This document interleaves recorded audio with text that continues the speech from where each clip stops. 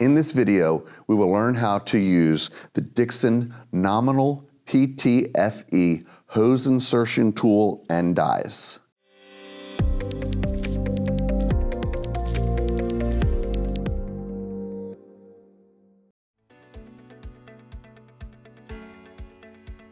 A common problem when fabricating PTFE hose assemblies is getting the crimp sleeve over the cut frayed end of the braided hose.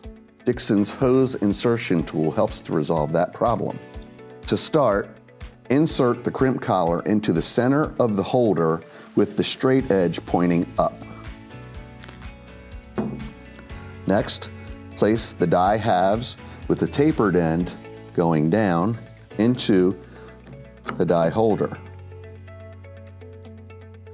Push the braided hose into the tool and turn while you're doing so.